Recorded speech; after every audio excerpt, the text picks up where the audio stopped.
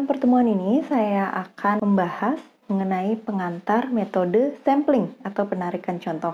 Kenapa kita harus memahami mengenai metode sampling atau penarikan contoh? Sampling atau penarikan contoh biasanya kita lakukan untuk mengambil data dari populasi, namun dengan adanya keterbatasan-keterbatasan, baik itu dari keterbatasan sumber daya, keterbatasan dana, atau waktu, dan sebagainya.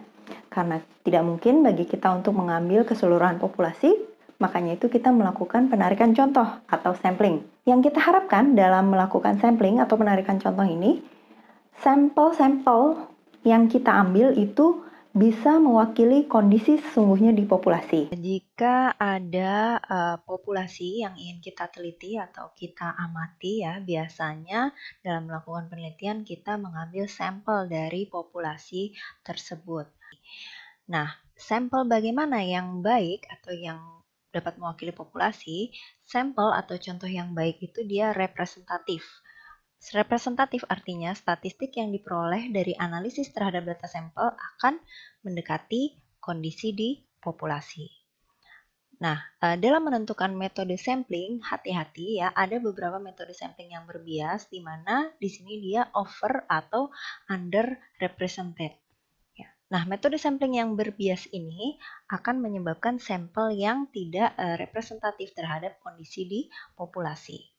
Ya, berbicara masalah representativeness atau kerepresentatifan ya, di sini ada beberapa hal yang bisa kita lihat ya. Yang pertama itu dari individunya sendiri, apakah karakteristik demografi, karakteristik psikografinya sudah terwakili, lalu dari waktu, apakah semua waktu itu sudah terwakili di dalam sampel yang kita punya ya, baik itu misalnya dari musim atau hari dalam seminggu atau jam dalam sehari ya.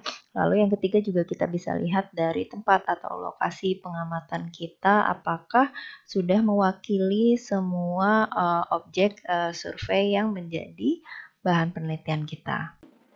Bagaimana caranya supaya sampel yang kita ambil ini bisa representatif terhadap populasi? Nah, ada metode-metode yang bisa kita terapkan dalam melakukan penarikan contoh. Ya, pada pertemuan kali ini saya hanya akan membahas secara umum beberapa metode mungkin yang sering digunakan ya. Secara umum metode sampling ini dibagi menjadi dua.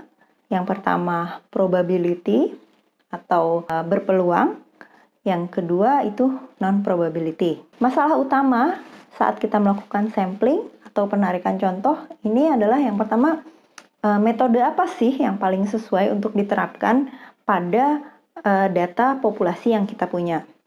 Lalu yang kedua, berapa sampel yang harus kita ambil ya supaya bisa mewakili populasi.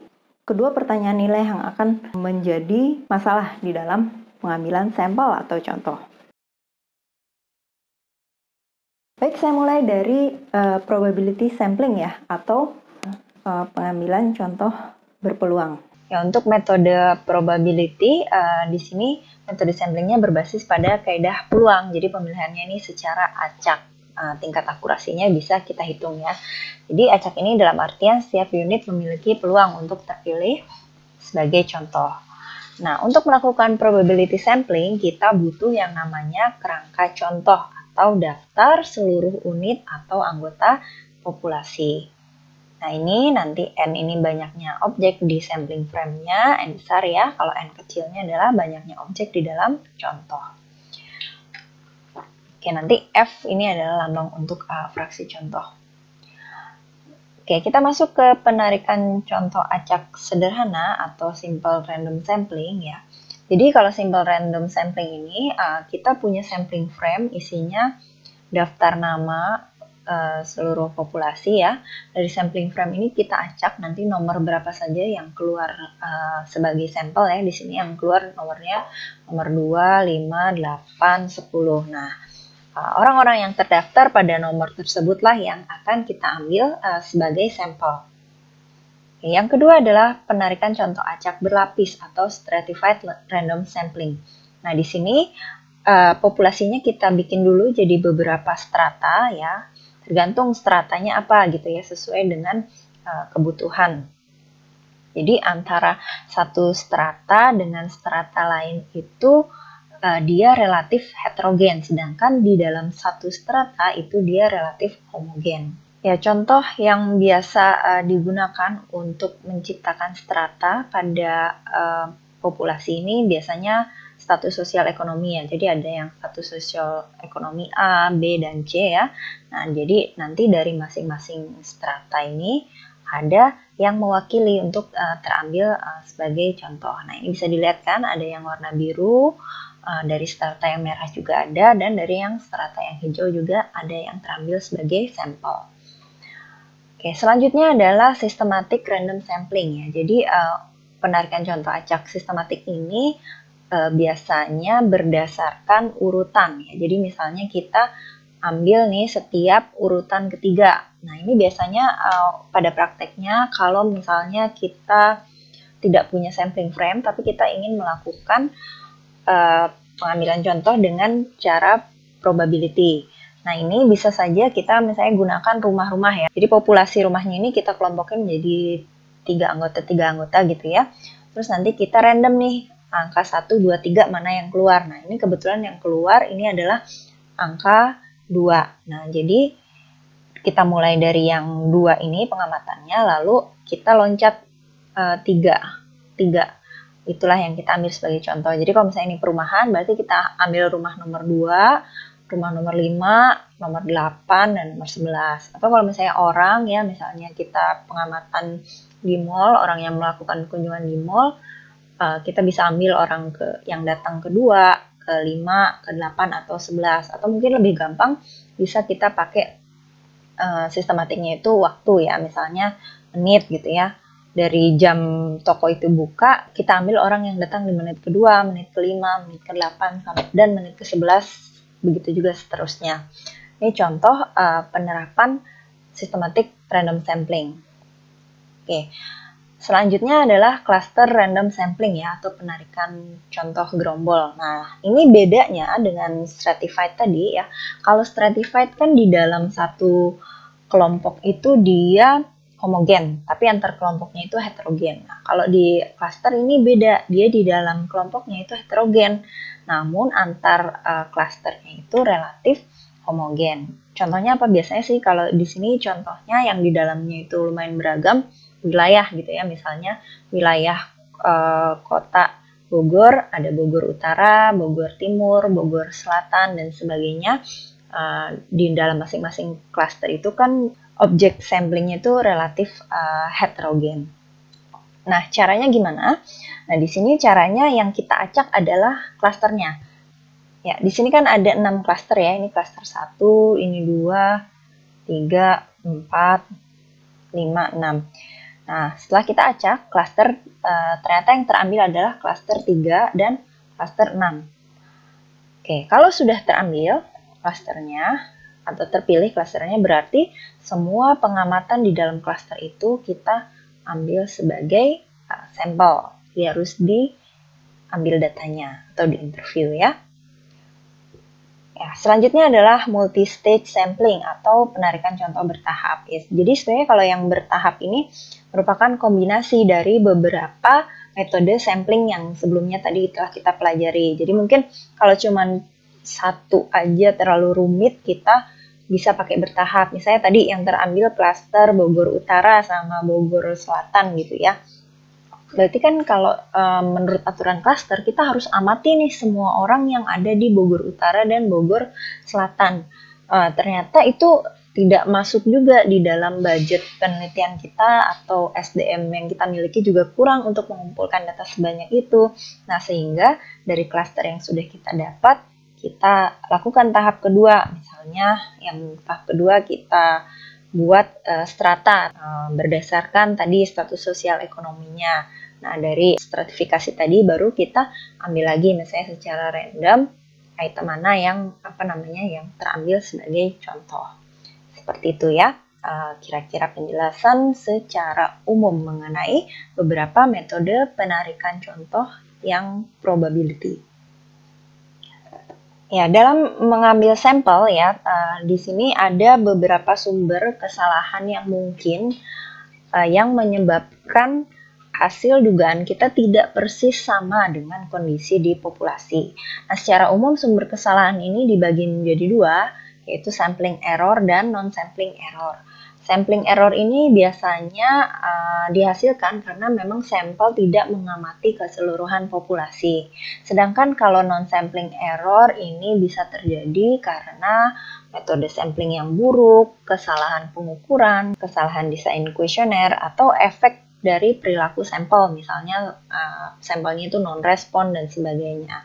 Nah, jadi di antara dua sumber kesalahan ini, kemungkinan yang bisa kita kontrol adalah di bagian yang non-sampling error, sedangkan kalau di bagian sampling error itu tidak bisa kita kontrol. Sekarang bagaimana cara memilih metode sampling ya? Yang pertama, kita kenali dulu populasi sasaran studi kita. Ukurannya berapa, penyebaran geografisnya seperti apa, keragaman peubahnya seperti apa. Selain itu, berapa tingkat ketelitian yang kita inginkan ya. Itu juga terkait dengan sumber daya yang tersedia gitu ya. Dana, sumber daya manusianya, peralatan dan sebagainya. Ya, di sini penting untuk mempunyai dugaan yang tepat tentang sampling error tadi. Oke, selanjutnya kita masuk ke non-probability sampling ya. Jadi kalau di non-probability sampling ini biasanya pemilihan tidak dilakukan secara acak ya. Generalisasi terhadap populasi itu agak sulit dilakukan ya. Sering digunakan untuk penelitian sosial seperti di marketing research ya. Karena probability sampling itu biasanya tidak praktis atau bahkan tidak mungkin untuk diterapkan. Oke, yang pertama ini adalah accidental atau haphazard atau convenience sampling ya. Jadi sampelnya ini biasanya diambil dari sekelompok orang yang mudah dihubungi atau dijangkau oleh si peneliti. Misalnya kalau misalnya dia berdiri di mall, dia bisa cari aja nih orang yang dekat dengan posisi dia berdiri, atau misalnya mahasiswa mungkin mengambil sampel teman-teman kosannya, teman-teman sekelasnya ya, kayak gini termasuk ke dalam convenience sampling. Oke, yang kedua ini ada purposive sampling ya. Purposive sampling ini juga nanti ada beberapa macam ya. Ada yang dikenal sebagai judgment sampling, selective sampling, atau subjective sampling ya. Jadi kalau di sini teknik pengambilan sampelnya, peneliti mengandalkan penilaiannya sendiri ketika memilih anggota populasi untuk berpartisipasi dalam penelitian. Jadi benar-benar subjektif ya. Jadi misalnya menurut dia, oh kayaknya orang ini mau deh merespon kalau saya interview gitu. Nah, orang itu yang dipilih sama dia sebagai responden. Jadi ini memang tidak objektif pemilihannya. Lalu yang selanjutnya ini expert sampling, dia termasuk ke dalam purposive juga ya, atau biasa disebut judgment sampling ya. Biasanya kita mengambil sampel dari pakar di bidang yang sedang kita pelajari, karena untuk menjawab pertanyaan yang kita ajukan itu memang harus seorang ahli yang bisa menjawabnya, tidak bisa sembarangan orang memberikan respon terhadap pertanyaan yang akan kita ajukan. Oke, yang selanjutnya ini quota sampling, ini masih masuk ke dalam purposive ya. Jadi kalau di quota sampling ini populasi pertama-tama disegmentasi menjadi subkelompok yang saling eksklusif, artinya benar-benar terpisah ya antara satu dengan lainnya ya. Lalu kemudian judgment digunakan untuk memilih subjek atau unit di setiap segmen berdasarkan proporsi yang ditentukan. Misalnya pewawancara diminta untuk mengambil sampel 200 perempuan dan 300 laki-laki di antara usia 45 sampai 60. Nah, ini berarti individu dapat mengajukan permintaan tentang siapa yang ingin mereka ambil sebagai sampel. Yang penting memenuhi kuota tersebut gitu ya. Jadi memang tidak masuk ke probability. Satu lagi yang termasuk ke dalam purposive sampling juga, ini sering digunakan, ini yang namanya snowball sampling ya. Biasanya kalau snowball sampling ini kita nggak tahu populasinya ada di mana, kita nggak bisa menemukan populasinya. Ya, ini penelitinya. Nah, ini biasanya kasus-kasus yang sensitif, misalnya pengguna narkoba gitu ya. Nah, kalau misalnya untuk melakukan survei, paling kita tahu 1-2 orang yang menggunakan narkoba. Misalnya saya kenal si A ini ya, dan si B. Nah, nanti saya interview mereka berdua, Nah, setelah itu saya tanya kan pasti, siapa lagi teman kalian yang sama-sama menggunakan narkoba. Nah, nanti dari dia dikasih lagi info temennya, yang dari B juga dikasih info temennya, dan seterusnya. Jadi seperti snowball ya, makin lama makin bertambah. Oke, seperti itu ya.